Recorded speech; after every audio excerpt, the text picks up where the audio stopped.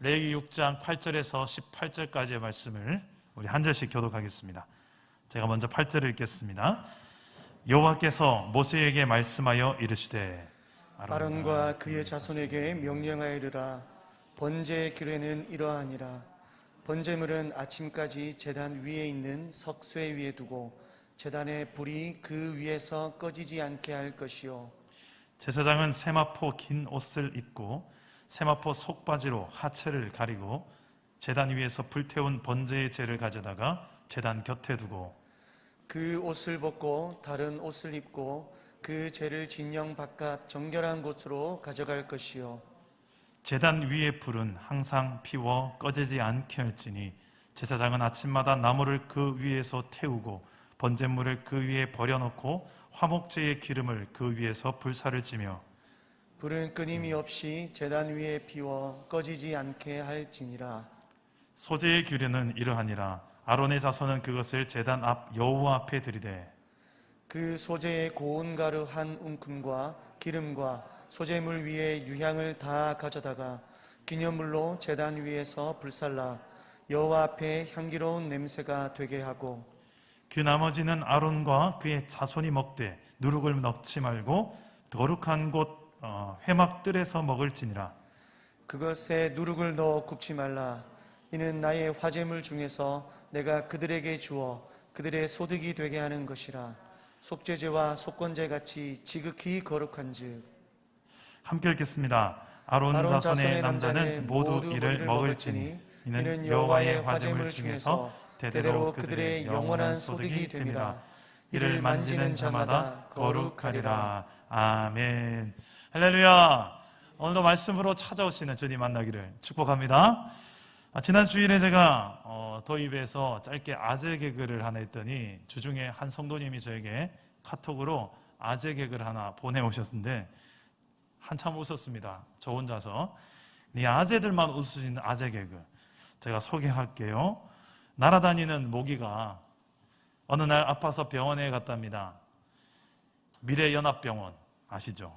가에 최민수 의사 선생님이 계신 거예요. 어디가 아프시죠? 의사 선생님 묻습니다. 그러니까 모기가 이야기합니다. 목이 아파요. 그 다음날 파리가 병원에 갔습니다. 선생님 묻습니다. 어디가 아프시죠? 팔이 아파요. 마지막 날입니다. 매미가 병원에 갔습니다. 어디가 아프시죠? 다 같이? 매미 아파요. 역시 썰렁해질 줄 알았습니다. 이게 아재 개그의 묘미죠. 우리가 사는 이 시대는 매미 아픈 시대입니다. 매미 아픈 시대. 몸도 아프고 힘들지만 또 관계도 무너져서 아플 때도 많지만 마음이 참 많이 아픈 시대가 아닌가 생각해요. 이런 아픈 시대를 살아갈 때에 특히 예수를 믿는 저와 여러분, 교회가 이 세상 속에 어떤 역할을 하고 어떤 기능을 하며 살아가야 될까? 우리가 또 어떤 노력을 한다고 해서 세상이 바뀔 수는 있을까? 이런 생각들을 한 번쯤은 해보게 됩니다. 역대하 7장 12절 14절 말씀에 이런 말씀이 있습니다. 밤에 여호와께서 솔로몬에게 나타나사 그에게 이르시되 내가 이미 네 기도를 듣고 이곳을 택하여 내게 제사하는 성전을 삼았으니 혹 내가 하늘을 닫고 비를 내리지 않거나 혹 메뚜기들에게 토산을 먹게 하거나 혹 전염병이 내 백성 가운데 유행하게 할 때 내 이름으로 일컫는 내 백성이 그들의 악한 길에서 떠나 스스로 낮추고 기도하여 내 얼굴을 찾으면 내가 하늘에서 듣고 그들의 죄를 사하고 그들의 땅을 고칠지라. 여기서 보니까 저는 이 전염병이 유행할 때라는 이 대목에서 그 백성, 내 이름으로 일컫는 내 백성, 하나님의 백성, 예수 믿음으로 하나님의 백성된 저와 여러분들이 해야 될 일이 무엇이냐? 세 가지가 나오죠. 악한 길에서 떠나라, 스스로 낮추어라, 스스로를 돌아보고 또 기도하며 하나님의 얼굴을 찾아라. 회복하시는 하나님의 얼굴을 구하는 예배자로 서라는 것입니다. 이게 하나님 백성들이 할 일이라고 하나님이 말씀을 하셨습니다. 그럴 때 하나님께서 그들의 땅을 고칠지라라는 약속을 주셨습니다. 물론 방역에도 신경 써야 되고 힘든 이웃들 돌보는 일 교회가 감당해야 됩니다. 하지만 그 무엇보다도 가장 우선되고 중요한 한 가지는 이것입니다. 하나님 앞에 나아가서 그분을 만나는 예배자로 서고 그분 앞에 기도하는 일 아니겠습니까? 힘든 상황 속에서 하나님을 예배하는 것보다 더 우선되고 중요한 것은 없습니다. 그런데 그게 잘 안 된다는 게 우리의 현실입니다. 막상 힘든 상황이 되어보면 내가 얼마나 연약한 존재인지를 알지 않습니까? 내가 믿음이 좀 있는 줄 알았는데 감정에 따라 너를 띠는 제 모습을 볼 때가 있지 않습니까? 가정과 나라, 민족, 열방을 위해서 이 힘든 시기에 내가 기도하라고 이 세상에 보내져 있지 알긴 아는데 한편으로는 동시에 내가 기도한다고 해서 세상이 과연 바뀔까? 우리 일터가 바뀔까? 내 남편이 바뀔까? 내 자식들이 바뀔까? 동시에 내 안에 또 믿음이 어떤 믿음이 있냐면 바뀔까 과연 하는 이 믿음이 또 있지 않습니까? 그래서 내가 선택하는 것은 바뀔 수 있다라는 쪽을 선택해서 하나님 앞에 예배하고 기도한 자리로 나아가든지 아니면 설마 바뀌겠나 해서 그냥 기도의 자리, 예배의 자리 그 자리보다는 그냥 냅둬버리는 하나님 뭐 알아서 하시겠지. 그럴 때 우리는 다시 한번 허리띠를 졸라매고 기본기에 다시 한번 더 충실해야 되는 시기가 온 것입니다. 모든 영역에 있어서 이 기본이라는 것이 너무 중요한데 제가 최근에 축구선수 박지성 선수에 대한 이야기를 하나 들었는데 이 박지성 선수가 참 기본기가 좋은 선수였구나라는 생각을 하게 됐어요. 왜 월드 이런 축구 스타가 되었는지 기본기가 잘 돼 있었구나라는 생각을 하게 된 대목이 있었어요. 어떤 이야기냐면 박지성 하면 다 아시죠? 누군지. 예, 축구 선수 월드컵 4강 신화 그 중에 주역이었던 선수 박지성.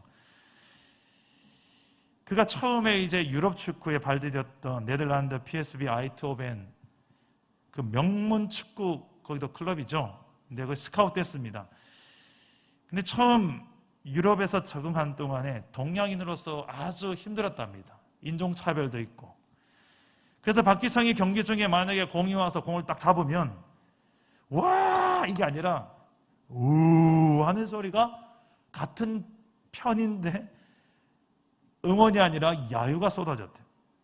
그것도 3만 5천 명의 야유가 동시에 박지성의 공이 오면 우 그 소리에 얼마나 주눅이 들까요? 그래서 나중에는 혹시라도 동료가 나한테 패스하면 두려워진대. 누군가 나에게 패스를 하면 두렵다는 마음이 들기 시작했다. 지금까지 축구 인생 중에서 축구가 가장 하기 싫었던 때 바로 그때였다고요. 박지성이 이 슬럼프를 어떻게 이겨나갈까? 그때부터 스스로가 생각했던 한 가지가 있답니다. 아주 사소한 축구 초등학생도 할 수 있는 축구의 기본 중의 기본, 공을 패스하는 거예요. 공을 주고 공을 받고 그 기본으로 공을 내가 잘 받았다, 공을 더 잘 패스했다, 거기에 집중한 거예요. 그리고 그거 한 번만 잘할 때 스스로에게 칭찬을 했대요. 격려를 했대요. 잘했어 박지성. 멋지게 골을 넣었을 때가 아니라 그냥 아주 하찮게 여길 수 있는 그냥 패스 한번 잘 주고 받았는데 그것에서 스스로를 칭찬하는 기본에만 충실하자는 것입니다. 그렇게 기본에 충실함으로 슬럼프를 서서히 극복해 가던 이 박지성, 페루자와의 경기에서 드디어 자신감을 되찾아서 완전히 슬럼프를 극복하게 되고 이제 박지성을 향한 야유가 멈추고 위송 파르크라는 이 박지성 응원가가 탄생된 거 아닙니까? 이제는 더 이상 야유가 없어요. 박지성을 열광하는 팬들로 가득하게 된 거예요. 저는 이 이야기를 듣다가 축구에 있어서도 기본이 이렇게 중요하고 우리는 그냥 당연한 거 아니냐고 생각했던 그 기본기가 너무 중요한데 우리 신앙생활에 있어서 기본 중에 기본기가 있다면 뭐가 있을까? 그 중에 가장 첫 번째가 바로 이 예배에 있습니다. 내 인생의 슬럼프, 영적 슬럼프에 빠졌을 때 다시 한번 우리는 기본기, 신앙의 기본기인 예배를 충실하게 드리는 것이 중요합니다. 이 예배는 결국 하나님과의 만남인데 하나님께서 우리에게 계시하신 것에 대한 우리의 믿음의 반응이 곧 예배죠. 그분들 그렇게 만나는 것이에요. 우리가 읽은 이 레위기 말씀은 이스라엘 백성에게 기본기를 가르치는 말씀이에요. 이스라엘 백성들이 애굽 땅에서 430년 동안 타국살이하며 또 종노릇하며 고생살이했던 그들에게 하나님은 건져내셨습니다. 구원해내셨습니다. 내가 약속한 젖과 꿀이라는 땅, 그 약속의 땅으로 내가 너희를 인도하리라. 구원해내셔서 가장 먼저 그들을 불러 모아놓고 기본기에 대해서 가르친 것이 있는데 바로 시내산에서 예배에 대해서 가르치는 거예요. 그 첫 번째가 예배를 가르치는 거였어요. 우리의 구원의 이유는 바로 예배입니다. 단지 지옥 가지 않는 것이 구원의 이유가 아니에요. 영원히 살지 못하는 거, 이게 우리의 인생의 목적이 아니에요. 영원히 사는 게 우리의 목적이 아니라 영원히 하나님을 예배하는 것이 우리의 목적입니다. 할렐루야. 그래서 이 예배가 너무 중요한데 이스라엘이 왜 그렇게 하나님께서 예배를 중요하는지를 나중에 알게 됩니다.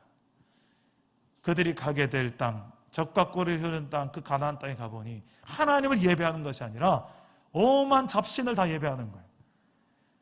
오만 우상들을 다 예배하는 문화가 딱 자리를 잡고 있기에 하나님은 미리 아시고 너희가 가게 될 그 땅에서 너희가 흔들리지 않으려면 너희의 신앙의 정체성, 뿌리, 그게 명확해야 되는데 그것을 명확하게 할 수 있는 게 뭐냐? 바로 예배라는 거예요.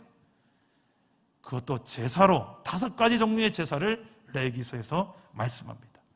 번제, 소제, 화목제, 속죄제, 속건제, 종류마다 특징이 있는 제사를, 그것도 번제는 매일 아침 저녁으로 매일 드려졌어요.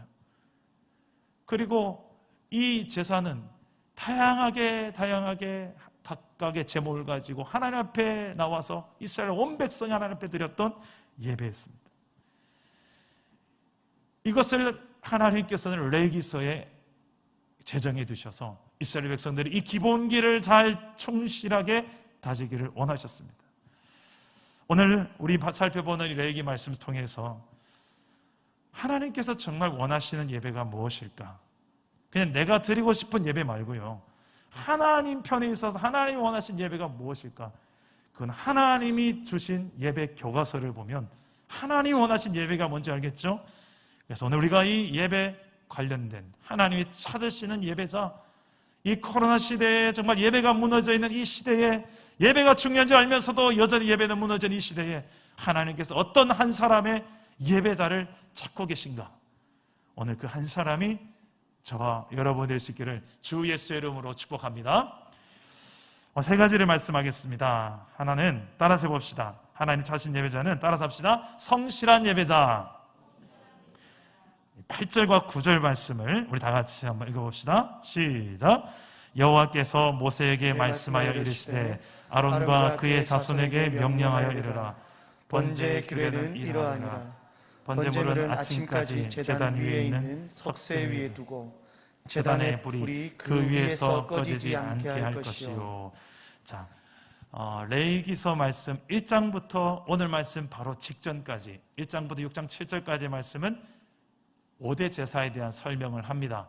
이것은 이스라엘 모든 백성이 지켜야 될 규례로서 제시하고요, 오늘 말씀 6장 7절부터 7장까지의 말씀은 이 5대 제사에 대해서 한 번 더 이야기하는데 세부적인 규정이 나와요. 이 세부적인 규정을 누가 듣고 실행을 해야 되냐면 제사를 집례하는 제사장들이 듣고 이렇게 제사가 잘 드려질 수 있도록, 예배가 드려질 수 있도록 주의해서 잘 드려라. 한 번 더 강조하면서 제사장들에게 주는 메시지입니다. 그런데 이것은 오늘날 예수 믿는 저와 여러분들에게도 동일한 적용이 되는 이유는 예수 그리스도를 믿음으로써 저와 여러분이 이제 우리 모두가 다 더 이상 제사장이 필요 없는 시대, 만인 제사장이 된 예수 믿는 저와 여러분이 제사장, 왕 같은 제사장이 되어진 시대를 살고 있습니다. 그래서 어떻게 보면 우리가 이 제사장적 기능인 세상을 향하여서 하나님을 예배하도록, 세상이 하나님을 알아보고 하나님을 찬양하도록 만드는 제사장적 기능을 교회가 담당해야 된다. 그런 차원에서 나에게도 적용되는 말씀이고, 또 한 가지는 영원한 대제사장이 되어주신 예수 그리스도, 그분이 이미 십자가에서 스스로를 희생하면서 모든 예수 믿는 자들이 언제든지 예수를 믿음으로 하나님 앞에 나아가 예배할 수 있는 길을 열어놓으셨어요. 이런 관점에 있어서 오늘 말씀을 좀 보았으면 좋겠습니다. 특히 오늘 번제와 소제에 대해서 이야기하는데, 번제가 처음으로 나옵니다. 제사장들이 번제를 드릴 때에 중요한 일이 하나 있습니다. 그게 바로 9절에 나오는 말씀인데, 번제단 위에서 불이 꺼지지 않도록 하라는 것입니다. 왜죠? 이 번제단에는 제물이 타는 곳인데, 제물을 태워서 올려보내는 곳인데, 아침과 저녁으로 한 번씩 매일매일 번제물이 하나님 앞에 올려드려졌습니다. 1년 365일 매일 예배가 드려졌던 곳이에요. 왜 그 불이 꺼지지 않게 해야 됐을까요? 번제물로 드려지는 그 모든 제물들이 다 타서 재가 될 때까지 그 번제물들을 치우면 안 됐습니다.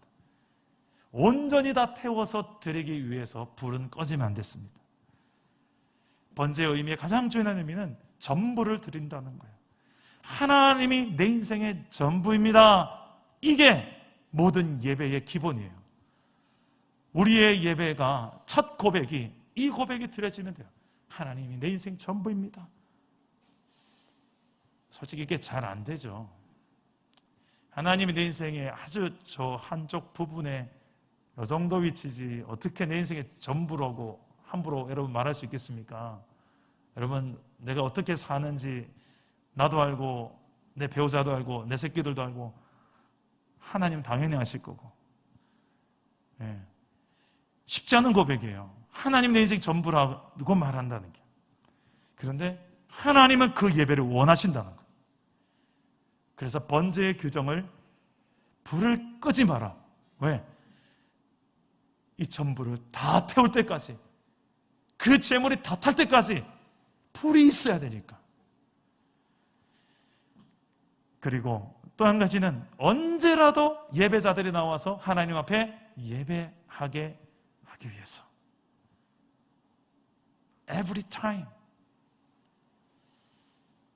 상황이 되든 안 되든, 형편이 되든 안 되든, 언제든 하나님 앞에 예배할 수 있도록 불은 꺼지지 않게 하라는 것이었어요.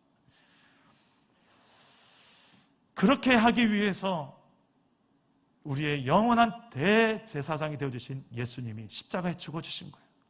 언제라도 하나님 앞에 우리가 예수를 믿음으로 나아갈 수 있도록 그분이 완전한 제가 되어주셔서, 완전히 우리를 위해서 십자가에 자기의 몸과 피를 다 쏟아주셔서 생명 바쳐서 제물이 되어주신 거예요. 그 불을 이제 누가 끄지 말아야 되겠습니까? 그 예배를, 그 놀라운 은혜의 길을 주님이 열어놓으셨는데, 여러분, 이 예배의 불을 여러분 잘 지키고 계십니까? 아니면 우리의 예배가 상황이 될 때만 예배하고, 형편이 될 때만 또 11조하고, 하나님 앞에 내가 시간이 남으면 좀 예배하고, 짜투리 시간. 아이, 목사님, 내가 요즘 일이 바빠요. 직장이 너무 바빠서요. 좀 나중에 한가해지면 예배 드릴게요. 저 형편이 되면 나중에 11조 할게요. 우리의 기준과 형편에 맞추어서 하나님을, 이게 우리의 현주소일 때가 솔직히 있지 않습니까? 사업이 잘 될 때나 되지 않을 때나 변함없이 하나님 앞에 우리는 항상 예배할 수 있기를 바랍니다. 우리의 예배의 불이 식거나 꺼지지 않을 수 있기를 바랍니다. 그런 성실한 예배자를 하나님은 찾고 계십니다. 어제 한 청년과 통화를 하는데 청년이 저에게 묻습니다. 목사님은 괜찮으세요? 우리 공동체가 얼마 전에 참 많은 어려운 시기를 지나왔잖아요. 물어보는 거예요. 저희 안부 괜찮으세요? 그러는 거예요. 아무렇지 않다고 하면 거짓말이겠지. 코로나로 인한 트라우마가 그 잔뿌리가 내 안에 완전히 없다고 하면 거짓말이겠지. 그러니까 청년이 이런 이야기를 합니다. 목사님, 그래서 평소보다 예전보다 좀 약간 평소에 힘이 좀 없어 보여요. 그래요. 아, 그러냐고. 내가 요즘 밥을 많이 안 먹어서 그런가 보다.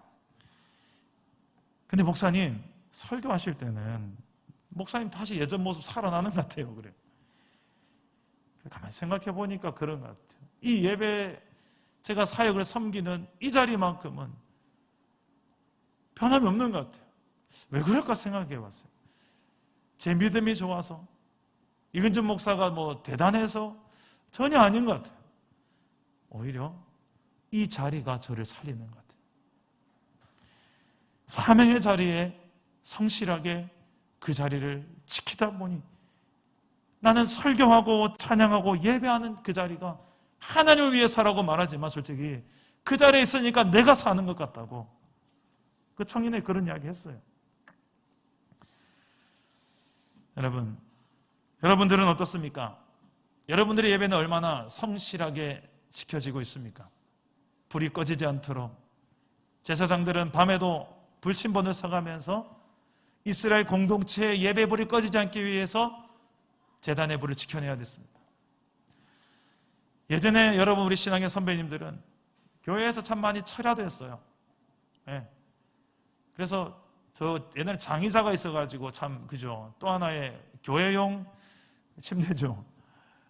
참 은혜롭게 주무시는 우리 권사님들의 자태가 제 머릿속에 선합니다. 여기서 주무시고 저 주무시고 새벽에 이제 목사님 오셔서 종땡땡 치면 이제 일어나서 또 같이 예배하고, 이게 우리 신앙의 선배들의 모습 아닙니까?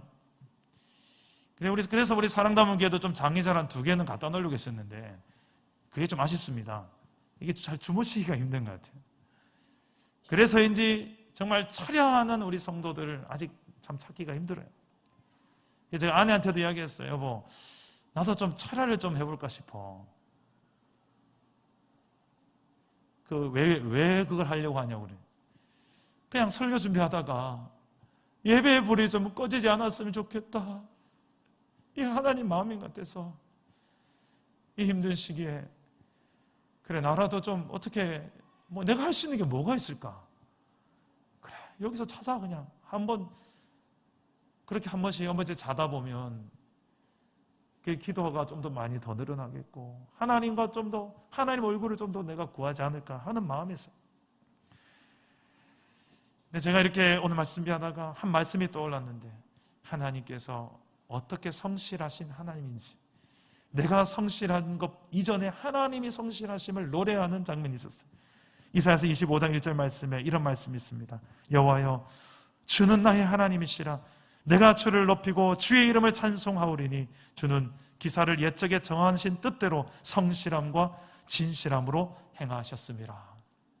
하나님의 성실하심을 경험한 자들이 그 은혜를 노래하며 내 삶에도 그분처럼 성실함으로 살고자 하는 이런 삶이 닮아가게 될 줄 믿습니다. 저와 여러분의 삶 속에도 이런 성실한 예배가 드려주시기를, 상황이 힘들다고 해서 예배가 흔들리지 않기를 주 예수 이름으로 축복합니다. 둘째로 하나님 원하시는 예배자는 거룩한 예배자입니다. 따라서 합시다. 거룩한 예배자. 우리 10절과 11절 말씀을 우리 다 같이 한번 읽겠습니다. 시작. 제사장은 세마포 긴 옷을 입고 세마포 속바지로 하체를 가리고 제단 위에서 불태운 번제의 재를 가져다가 제단 곁에 두고 그 옷을 벗고 다른 옷을 입고 그 재를 진영 바깥 정결한 곳으로 가져갈 것이요. 제사장들이 제사 드릴 때 입어야 했던 옷이 있습니다. 세마포 옷, 긴 옷이고 심지어 속바지까지 입어야 됐습니다. 하체가 드러나면 안 되니까. 한마디로 부정한 것들이 가려지고 부정한 것들을 덮어주는 역할이에요. 그만큼 하나님께서 거룩하신 분이시라는 것을 보여주는 옷입니다. 하나님 앞에서 함부로 드러나는 안 되는 이 부정함들, 이 부정함이 하나님 앞에 드러났을 때 하나님의 거룩성에 이 부정함이 들어갈 수 없는 그 거룩성 앞에, 이 죄가 관여할 수 없는 그 하나님의 거룩성 앞에 하나님은 하나님 스스로를 지켜내시는 거예요. 이런 예배의 수단들을 통해서 그 제사장 입어야 될 옷조차도 하나님께서 결정해 주셨습니다. 레위기서의 주제가 바로 이 거룩인데, 레위기서 11장 45절 말씀 보면 내가 거룩하니 너희도 거룩할지라. 나는 너희의 하나님 되려고 너희를 애굽 땅에서 인도한 여호와인데 내가 거룩하다. 너희 내 백성이 되었으니까 너희도 날 닮은 거룩한 백성이 되어야 된다. 이게 하나님의 율법을 주시고 또 절기를 주시고 예배 제사의 제도를 주신 하나님의 목적이에요. 그 하나님의 거룩성을 알고 닮아가기를 원하시는 하나님의 열망이 있다는 것입니다. 예배는 하나님의 거룩성을 닮아가는 시간입니다. 근데 우리의 이 거룩의 기준이 어떻습니까? 내가 정하는 거룩의 기준입니까? 하나님이 정해주신 거룩의 기준입니까? 거룩도 나 중심적인 거룩, 이 정도면 됐지. 우리 성도님들 그런 모습을 종종 볼 때가 있어요. 근데 각자가 가지고 있는 이 잣대와 기준이 있어요. 그게 성경과 일치하면 다행인데 안타까운 경우도 있습니다. 그래서 우리는 어떻게 거룩함을 얻을 수 있을까? 하나님의 기준에 과연 우리가 미치는 거룩을 우리가 살아낼 수 있을까? 참 이렇게 두려운 마음도 솔직히 듭니다. 그때 우리는 이 말씀을 붙들면 좋아요. 에베소서 3장 12절 말씀입니다. 우리 다 같이 한번 읽어봅시다. 시작. 우리가 그 안에서 그를 믿음으로 말미암아 담대함과 확신을 가지고 하나님께 나아감을 얻는지라. 예수 그리스도를 의지함으로 우리는 내가 하나님 앞에서 미치지 못하는 내 거룩성, 그럼에도 불구하고 이 연약하고 부족한 내가 봐도 너무나도 죄덩어리인 나, 그게 하나님 앞에 나아가는 장애물이 되었을 때도 하나님은 우리를 받아들일 준비를 하고 계십니다. 이미 그 길을 만들어 놓고 그 길로 걸어오라고 길을 만들어 놓으셨어요. 그 길이 어떤 길입니까? 예수 그리스도를 믿음으로 하나님의 보좌 앞에 담대하게 나아가는 것입니다. 할렐루야. 이것은 예수를 믿음으로 주어지는 우리의 신분상의 거룩이에요. 우리의 신분이 이제 하나님의 자녀가 되어버려서 아버지 되신 하나님이 자녀들이 좀 옷이 지저분하다고 야 나가! 어디 집에 들어와? 이런 부모가 있습니까?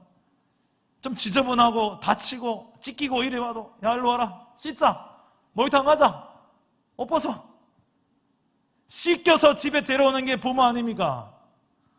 그게 우리 영혼의 아버지인 것처럼 하나님과 나 사이에는 이제는 버릴래야 버릴 수 없는, 예수 그리스도 안에서 버릴래야 버릴 수 없는 부모와 자녀, 영적 부모와 자녀 관계를 하나님께서 맺어버리신 게 은혜예요. 그게 우리의 구원입니다. 이 놀라운 신분상의 구원을 하나님께서 주셨어요. 신분상의 거룩한 그 하나님의 자녀가 되게 하신 거예요. 하지만 남겨진 거룩이 있습니다. 그것은 우리의 생활상의 거룩이에요. 신분상의 거룩은 하나님 100% 이 은혜로 주신 선물입니다. 이제 그 은혜에 걸맞는, 하나님의 자녀로서 걸맞는 우리의 삶과 변화되어진 인격은 우리의 몫이에요. 정말 그분을 믿음으로 내가 구원받았다고 확신하는 사람이 있으면 말로만 그러지 말고 그의 삶과 인격으로 증명해야 될 것입니다. 오늘 하나님을 아버지라 부르면서 사는 저와 여러분, 이제 신분상의 거룩만이 아니라 생활상의 거룩까지 우리가 담당하는 책임을 가지고 세상 속에, 특히 코로나 시대 속에 교회의 영광이 정말 밑바닥을 지금 치고 있는 이 시대에 우리가 무엇으로 세상에 나아가서 예수 그리스도의 피 묻은 사랑의 복음을 전하겠습니까? 입술로도 전해야 되겠지만 우리의 생활상의 거룩. 정말 예수 믿는 사람이니까 달라도 참 다르구나. 당신이 믿는 예수라면 나도 믿어볼게요. 당신을 보니 진짜 하나님 살아계신 게 맞네요. 이 이야기를 누구한테 드려야 될까요? 제일 먼저는 내 배우자한테 드려야 돼요. 그리고 내 새끼들, 자녀들한테 드려야 돼요. 근데 제일 힘든 곳이 거기에요.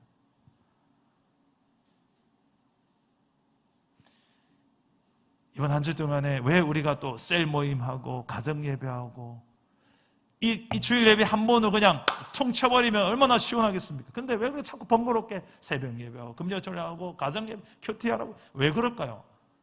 왜 이렇게 매일 예배 여러분 성가시게 할까요? 그 예배가 여러분을 지키기 때문에 그래요. 그 예배의 자리에 성실하게 그 예배 시간을 잘 지켜내다 보면 내 힘으로 할 수 없는 내 가정 안에서 생활상의 거룩, 내 일터에서의 생활상의 거룩, 나 혼자 있을 때 생활상의 거룩을 뭐로 지키겠습니까? 예배! 그거 말고 무슨 방법이 있으면 좀 가져와 보세요. 하나님은 그래서 이 제사를, 번제를 매일 아침 저녁으로 이 번거로울 만큼이나 예배를 명령하시는 거예요.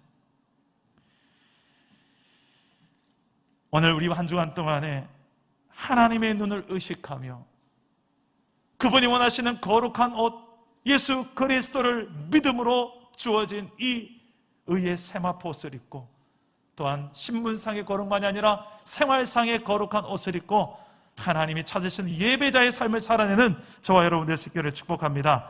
로마서 12장 1절 2절 말씀, 이런 말씀이 있습니다. 그러므로 형제들아, 내가 하나님의 모든 자비하심으로 너희를 권하노니 너희 몸을 하나님이 기뻐하시는 거룩한 산 제물로 드려라. 이는 너희가 드릴 영적 예배니라. 너는 이 세대를 본받지 말고 오직 마음을 새롭게 함으로 변화를 받아 하나님의 선하시고 기뻐하시고 온전한 뜻이 무엇인지 분별하도록 하라. 우리의 삶 속에 이 분별력이 필요한 이유는 그만큼 거룩의 회색지대가 많기 때문입니다. 오늘날 우리가 사는 시대가 이게 흰색인지 검은색인지 헷갈리는 영역이 많다는 거예요. 심지어는 그 애매하니까 했다 모르겠다 그냥 회색지대 나 즐기며 살란다, 이런 성도들이 많다는 거예요. 그래서 성경은 미리 알고 우리에게 이 말씀을 주신 거예요. 분별해라. 그게 흰색인지 검정인지 회색인지. 생명 아니잖아. 볼 수 있잖아. 내가 그러라고 성경 줬잖아. 성령님을 보내셨잖아요. 분별할 수 있습니다. 모른 채 하지 마세요. 분별할 수 있어요. 괜히 외면하고 회피하지 마세요. 알면서 거기에 가지 마시라는 거예요. 오늘 하나님은 이런 예배자를 찾고 계십니다. 그 하나님의 거룩성에 걸맞는 나도 거룩한 예배자로 살아드리겠습니다. 말만이 아니라 실제로 내 삶으로 드려지는 저와 여러분 이번 한 주간 삶이 되기를 축복합니다. 마지막으로 따라서 합시다. 하나님 찾으신 예배자는 감사하는 예배자.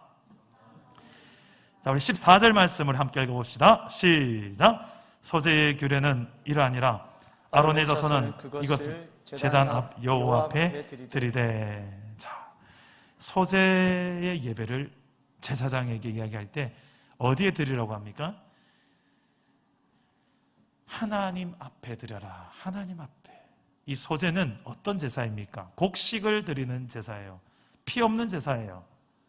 그래서 항상 번제와 함께 드려졌던 제사였습니다. 소제만 따로 드려진 제사가 없었어요. 어떤 제사를 드리든 제사를 드리고 더해서 하나님 앞에 감사한 이 감사의 마음을 드리는. 근데 그냥 감사가 아니에요. 내 안에 헌신과 섬김이 담긴, 수고가 담긴 감사예요. 이 곡식을 빻아야 되잖아요. 이 빻아서 고운 가루를 만들어서 가져와야 되는, 심지어 요리를 해서 가져와야 되는 이 수고와 섬김이 담긴 제사예요.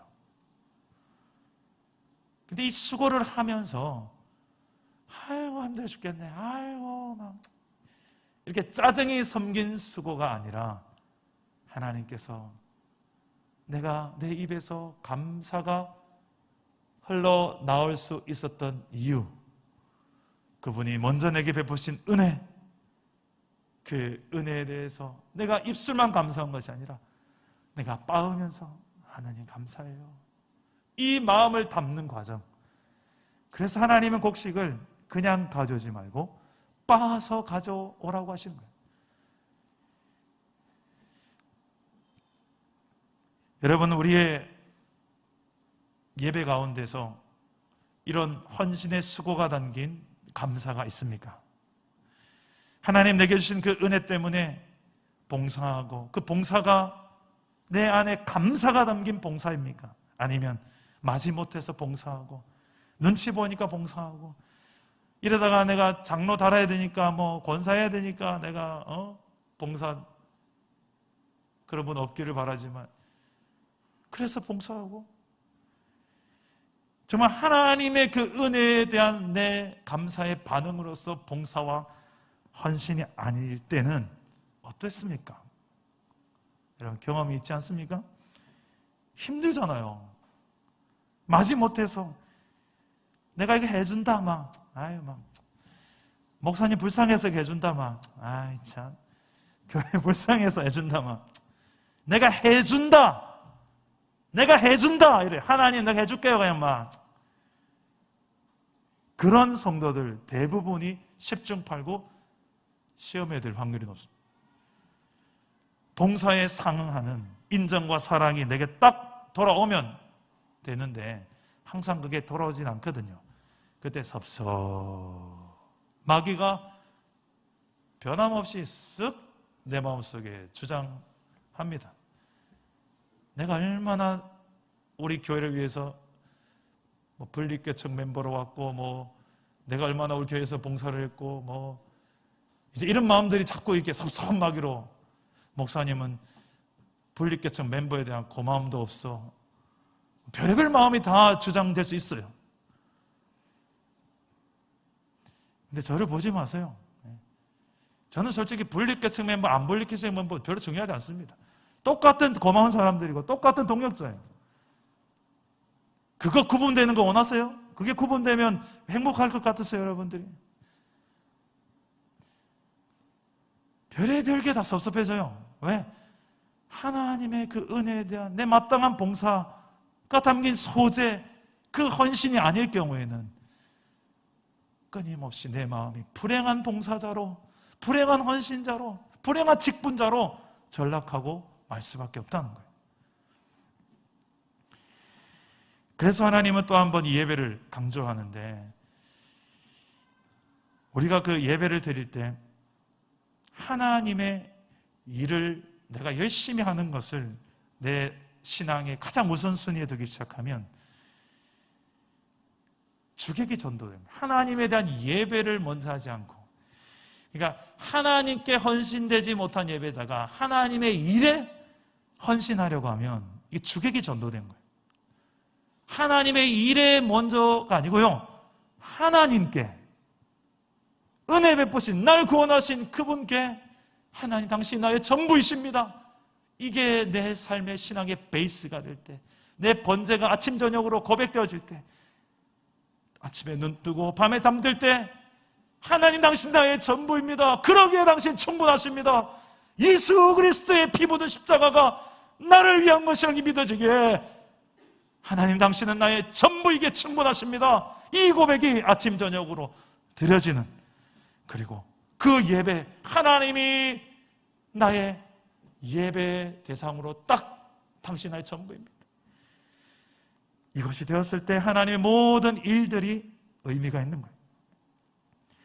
그 어느 것도 나 필요 없네, 주님만 경배해. 우리 방금 찬양했던 그 찬양이요, 이게 진짜 내 고백이 되어지면요, 이게 진짜 내 고백이 되어지는 예배자가 섬기는 헌신의 현장은 똑같을 수가 없겠죠. 어떤 상황이든 한결같이 하나님을 향한 표대가 정확하니까, 초점이 정확하니까 흔들리지 않아요. 웬만한 그 섭섭마귀가 와도 흔들 수가 없어요. 왜? 내 대상이 사람의 어떤 평가나 사람의 어떤 칭찬과 인정이 아니라 정확하게 하나님 앞에서 지금 제사장에게 그걸 이야기하는 것입니다. 수많은 이 감사의 소재의 제물을 봤을 때 제사장 너는 이것을 누구에게? 하나님께 여호와 앞에 드려라. 그 대상을 정확하게 이야기를 하는 것입니다. 여러분의 지금 예배에는 얼마나 이 하나님께 대한 감사의 마음이 담긴 헌신과 봉사가 있습니까? 이 소재에 드려지는 내용물 속에 보면 15절에 보니 우리 한번 15절 볼까요? 함께 읽어봅시다. 시작. 그 소재의 고운 가루 한 움큼과 기름과 소재물 위에 유향을 다 가져다가 기념물로 제단 위에 불살라 여호와 앞에 향기로운 냄새가 되게 하고. 자, 이게 향기로운 냄새가 되게 하기 위해서 들어가게 되는 이 세 가지 조건이 있어요. 하나는 무엇입니까? 고운 가루. 고운 가루가 되려면 빻아야 되니까 철저한 수고와 헌신이 담깁니다. 나 자신을 빻아서 나 자신을 이렇게 드리는 이 수고와 섬김, 헌신이 의미되고요. 또 기름은 항상 성령께서 충만함을 의미합니다. 내 힘이 아니라 내 안에 성령의 힘으로 헌신한다는 거예요. 드린다는 거예요. 감사한다는 거예요. 유향은 향기를 나게 하는 거예요. 이것은 성도의 아름다운 행실입니다. 아름다운 언행 생활입니다. 덕이 되는 삶입니다. 이것을 하나님 앞에 감사의 소재로 드리라는 거예요. 그때 하나님께서 기뻐 받으시는 향기로운 냄새로 받아들여진다는 것입니다. 이것을 더 반죽할 때는 또 기름이 들어갑니다. 또 이것 또한 성령의 함께 하심을 의미하죠. 성령의 도우심입니다. 우리의 예배에 있어서 계속해서 끊임없이 성령님의 도우심을 구하며 예배해야 된 이유가 또 한번 등장합니다. 오늘 예배 가운데 여러분은 정말 성령님을 의지하며 예배하고 있습니까? 지금 이곳에 운행하고 계신 내 마음속에 주장하기 원하시는 그 성령님을 인식하면서 예배하고 계십니까? 성령은 우리에게 죄가 무엇인지, 의가 무엇인지, 심판이 무엇인지에 대해서 계속 우리에게 가르쳐 주십니다. 그래서 조금이라도 의로운 길로 우리가 다시 한번 걸어갈 수 있도록 다시 한번 회복을 주장하실 것입니다. 오늘 이 말씀 가운데 우리의 삶을 한번 좀 돌아보면서 내 예배가 과연 하나님 원하신 예배에 좀 가까운가? 하나님 앞에 성실한 예배자로, 또 거룩한 예배자로, 감사의 헌신이 담긴 예배자로 살아내는 저와 여러분 되시기를 축복합니다. 말씀을 맺겠습니다. 자, 금요 성령 집회를 마치고 우리 몇 분 성도님들과 잠깐 이야기를 나눴는데 이런 이야기를 좀 주고받았어요. 힘든 일이 생겼을 때 나는 어떻게 하면 이겨내려고 하는데 내 주변의 사람들이 이런 이야기를 할 때가 있죠. 당신이 예수를 믿는데 당신이 하나님 앞에 한 것이 얼마나 열심히 헌신인 걸 내가 아는데 어떻게 당신 인생 가운데 이런 힘든 일이 생길 수 있느냐는 거예요. 그건 하나님이 살아계시지 않다는 증거다. 하나님이 살아계시면 어떻게 네 인생 가운데 네가 하나님께 한 게 얼만데 하나님이 살아계시는데 어떻게 네 인생 가운데 이런 일이 일어날 수 있느냐? 혀를 깨물고 죽어라. 하나님 저주하고 욕하고. 누가 이거 들었던 이야기입니까? 욥이 아내한테 들었던 이야기였죠. 이 이야기를 현대판 2021년판으로 듣는 경우가 있다는 거예요. 그런데 그 상황 속에서도 나는 과연 하나님을 여전히 변함없이 인정하며 예배할 수 있는가? 제단의 불을 끄지 않고 예배할 수 있는가? 내 거룩성 대충 이런 거 그냥 나도 모르겠다 막 살아버릴란다 막 하고 거룩이 뭐 필요 없다 막 그냥 이렇게 살지 않고 변함없이 하나님의 거룩성을 나도 닮아가려고 애쓰고 있는가? 그리고 변함없이 하나님 앞에 내 감사하는 마음을 담아서 소재의 헌신을 하나님 앞에 드리고 있는가? 그게 진짜 예배자예요. 하나님이 상황 따라 이렇게 감정 따라 널뛰는 예배자 말고요. 그렇게 예배할 수 있는 예배자. 마지막으로 시편 42편을 여러분들에게 나누고 오늘 말씀 마치겠습니다. 시편 42편에 이런 고민을 하는 예배자가 있어요. 사람들이 하는 말이 네 하나님이 어디 있느냐. 마치 그래서 내가 사슴이 시냇물 찾기에 갈급한 같이 주를 찾습니다. 한번 우리 읽어봅시다. 시편 42편 1절에서 5절 말씀인데 우리의 신앙이 어떻게 가야 될지를 이런 상황에서 말씀해 줍니다. 함께 읽겠습니다. 시작. 하나님이여 사슴이 시냇물을 찾기에 갈급함 같이 내 영혼이 주를 찾기에 갈급하니이다. 내 영혼이 하나님 곧 살아계시는 하나님을 갈망하나니 내가 어느 때에 나아가서 하나님의 얼굴을 배울까. 사람들이 종일 내게 하는 말이 네 하나님이 어디 있느뇨 하오니 내 눈물이 주야로 내 음식이 되었도다. 내가 전에 성의를 지키는 무리와 동행하여 기쁨과 감사의 소리를 내며 그들을 하나님의 집으로 인도하였더니 이제 이 일을 기억하고 내 마음이 상하는도다. 내 영혼아 네가 어찌하여 낙심하며 어찌하여 내 속에서 불안해하는가. 너는 하나님께 소망을 두라. 그가 나타나 도우심으로 말미암아 내가 여전히 찬송하리로다. 아멘. 내 영혼아 네가 어찌하여 낙심하느냐 어찌하여 불안해하느냐. 사람들이 너보고 네 하나님 어디 있느냐, 하나님이 살아계시면 어떻게 네 인생에 이런 일이 일어날 수 있느냐, 네 하나님 정말 계신 거 맞느냐. 그때 여러분 내 영혼을 향하여 이렇게 선포하세요. 내 영혼아 네가 어찌하여 낙심하며 어찌하여 불안해하냐. 너는 하나님께 소망을 두라. 그가 나타나 도우심으로 말미암아 어떻게 해요? 내가 여전히 흔들리지 않고 제단에 불이 꺼지지 않고 하나님을 찬송하리로다. 할렐루야. 이 힘겨운 시대 우리가 그런 예배자로 한번 살아봅시다. 저희 사랑담은교회 분리개척하면서 꼭 하고 싶었던 것을 많이 하고 있어요. 우리 예배당에 보면 글자들이 보이죠. 여기에 보면 워시퍼, 예배자입니다. 이게 시작이에요. 그리고 옆에 disciple, 제자입니다. 우리가 제자로 훈련돼야 됩니다. 그리고 저 나가시는 문에 보면 missionary, 우리 모두가 다 선교사입니다. 예배자요, 제자요, 선교사로서의 정체성을 가지고 우리가 세상 속에 선교적 교회로 살기를 원하는데 그 시작이 뭐냐, 그리고 결론이 뭐냐. 예배로 출발해서 예배로 끝나는 거예요. 예배를 위해서 예배하고, 예배, 하나님을 모든 민족이 다 하나님 예배하게 하기 위해서 우리가 교회로서 살아가야 되고, 오늘도 변함없이 흔들리지 않는 예배자로 하나님 앞에 서는 저와 여러분 되시기를 주 예수의 이름으로 축복합니다. 우리 말씀 생각하면서 우리 함께 찬양하기도 합시다. 부르신 곳에서 나는 예배하네. 어떤 상황에도 나는 예배하네. 우리 함께 말씀을 생각하며 찬양하고 기도하겠습니다.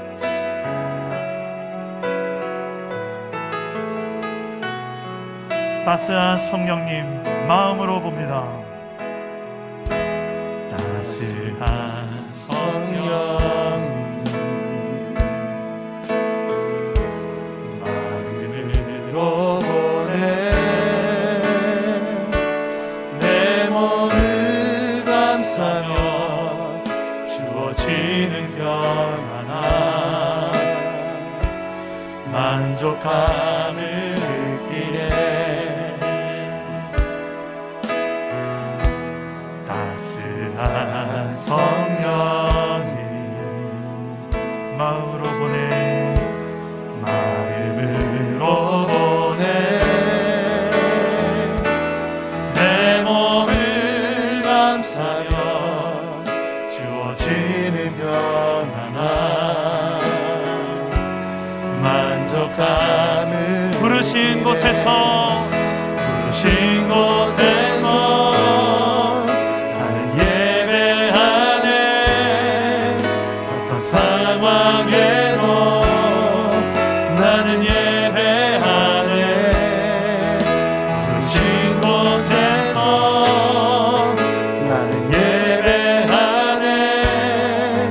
어떤 상황에도 나는 예배하네. 부르신 곳에서 나는 예배하네. 어떤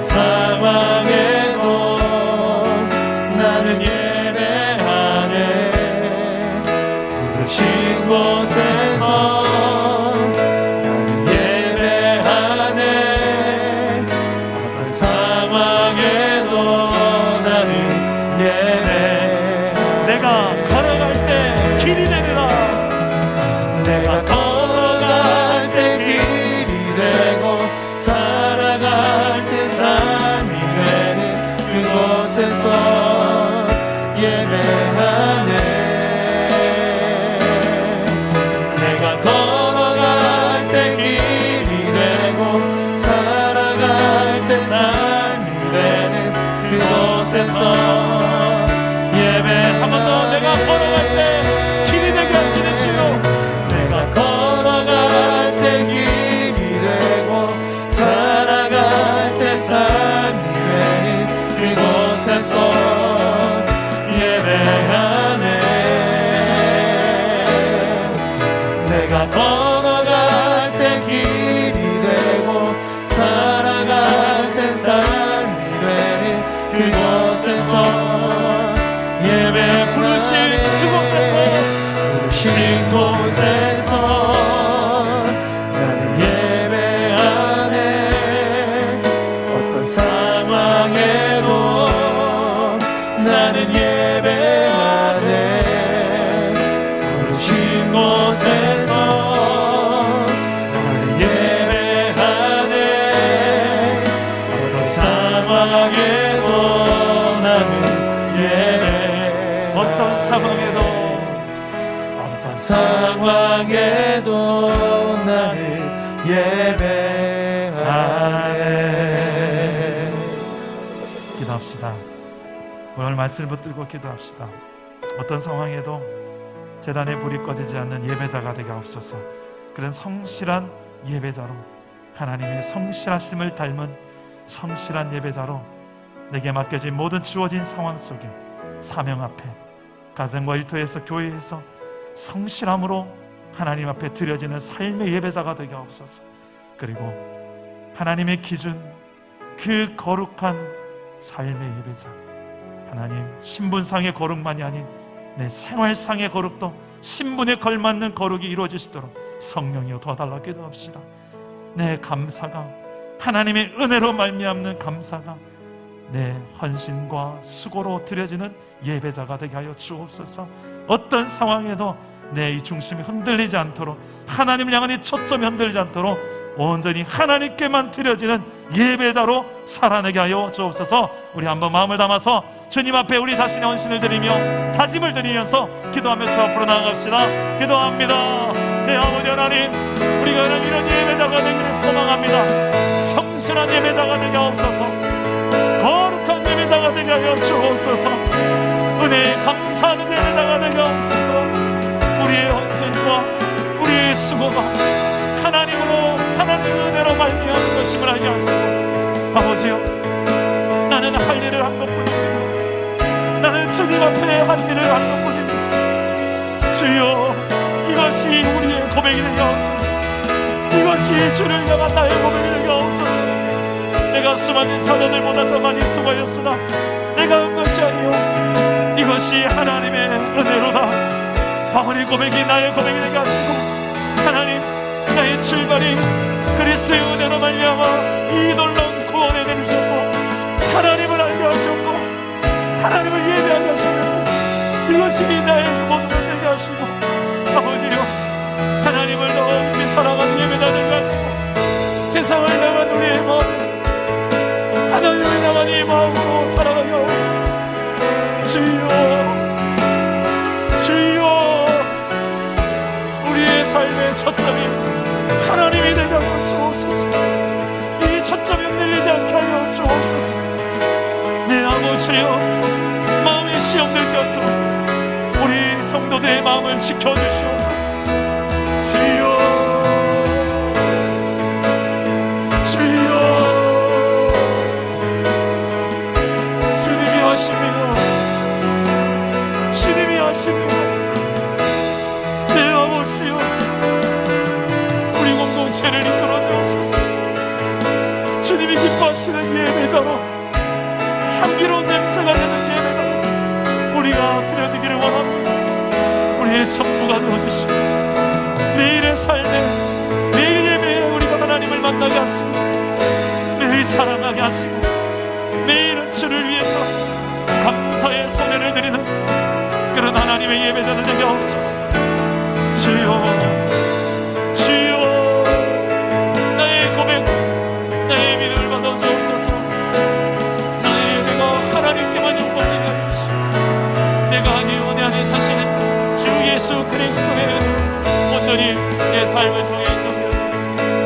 되게 하여 주옵소서.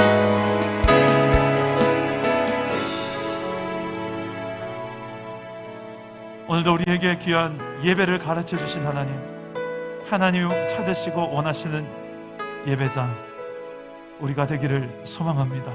내가 되기를 소망합니다.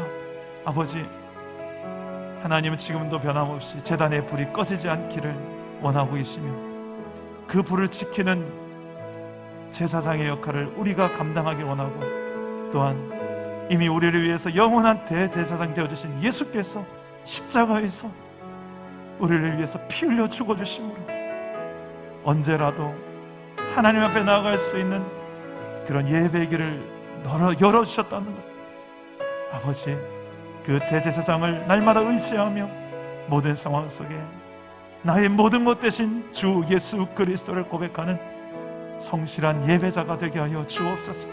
힘들어도, 상황이 불리해도 이 예배가 흔들리지 않도록, 주를 향한 우리의 마음이 흔들리지 않도록 도와주옵소서. 세상의 기준에 맞춰 사는 것이 아니라 하나님의 기준이 내 기준이 되어지는 거룩한 예배자가 되게 하옵소서. 아버지, 우리의 향기로운 삶이 하나님 앞에 드려지는 아름다운 소재가 되어졌어. 하나님, 내게 주신 이 많은 은혜에 감사하는 마음을 담아 봉사하고 헌신함으로 그런 우리의 감사하는 마음을 주님께 올려드리는 예배자들 되게 하여 주옵소서. 이 한 주간 우리가 그런 예배자로 세상 가운데서 모든 상황 속에 하나님을 예배하는, 부르신 곳에 예배하는 하나님 예배자, 하나님 마음에 합한 예배자들 우리 모든 공동체원 되게 하여 주옵소서. 그렇게 역사하실 주님을 믿사옵고 예수님의 이름으로 기도드립니다. 아멘.